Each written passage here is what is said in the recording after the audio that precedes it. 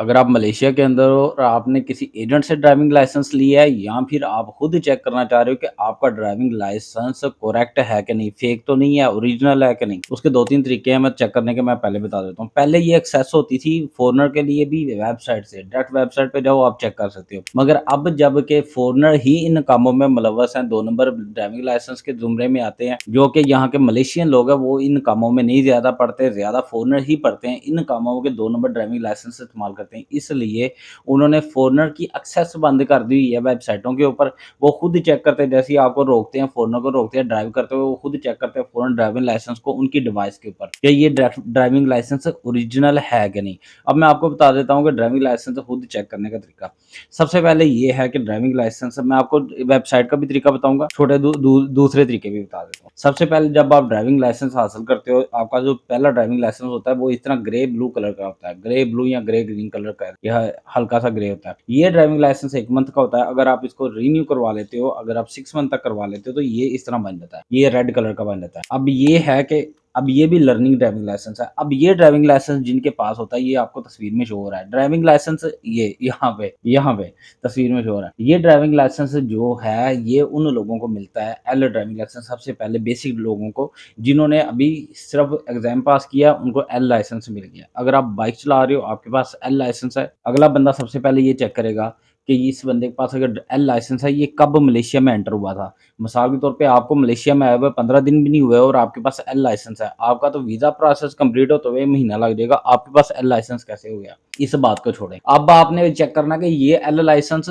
Original है कि नहीं। मैं आपको ये भी बताऊँगा और ये बताऊँगा नेक्स्ट स्टेज क्या है। इसकी नेक्स्ट स्टेज है, अगर आप एल लाइसेंस से आगे निकल जाते हो तो फिर ये है कि आपका मुकम्मल डॉक्यूमेंटेशन रेडी होने के बाद आपको पी लाइसेंस मिलता है। ये आपको यहाँ पे नज़र भी आ रहा होगा, पी लाइसेंस। ये पी लाइसेंस समझ लें, प्रोफेशनल समझ लें, प्रोबेशनरी लाइसेंस समझ लें या कुछ भी समझ लें। अब ये जो ड्राइविंग लाइसेंस है पी वाला, इसको मिलने के अंदर लगते हैं तकरीबन round about 6 month, 5 to 6 month के अंदर मिल जाता है। ये ड्राइविंग लाइसेंस ले लिया आपने, आपको किसी किस्म की कोई टेंशन नहीं है। अब मसला ये है कि जब वो बंदा रोड ब्लॉक वाला आपको चेक करेगा, वो देखेगा कि आपकी एंट्री कब है मलेशिया के अंदर। एजेंट आपको ये प्रिंट आउट करके दे देगा ड्राइविंग लाइसेंस, क्योंकि ये देखें ज़रा ना, ये सख्त हार्ड किस्म का, बिल्कुल जिस तरह कार्ड होते हैं इस तरह का कार्ड होता है।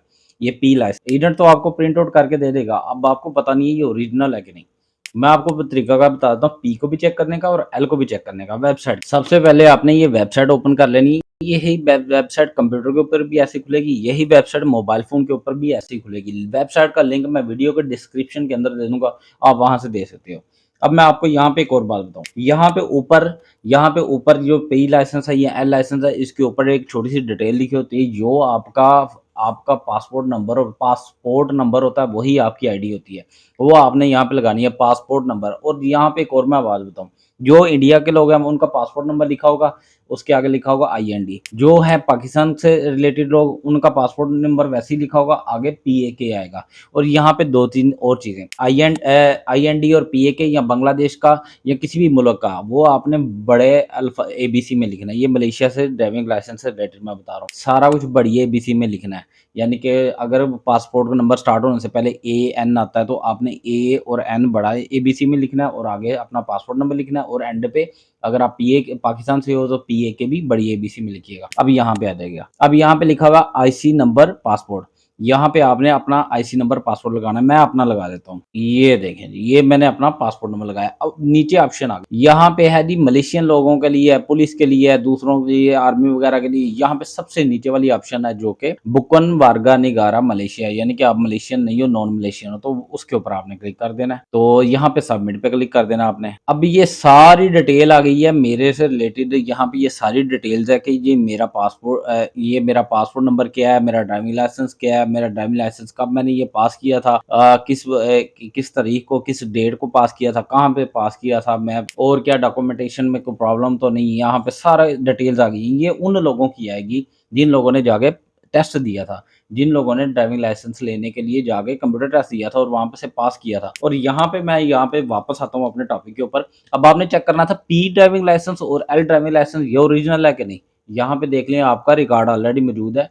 कि आपने जाके वहाँ पे टेस्ट दिया था। अगर आपने टेस्ट ही नहीं दिया तो आपको ये ड्राइविंग लाइसेंस मिल गया, इसका मतलब है फेक है। अगर आपको किसी एजेंट ने कहा कि ये ड्राइविंग लाइसेंस आपके लिए मैं बना देता हूँ, या ड्राइविंग लाइसेंस आपने किसी एजेंट से खरीदा है, तो आप यहाँ पे चेक करो, आपका रिकॉर्ड ही को नहीं है। जब आपने स्कूल में नहीं गए, आपका जेपीजे के अंदर रिकॉर्ड नहीं है कि आपने वहाँ पे कंप्यूटर टेस्ट दिया था।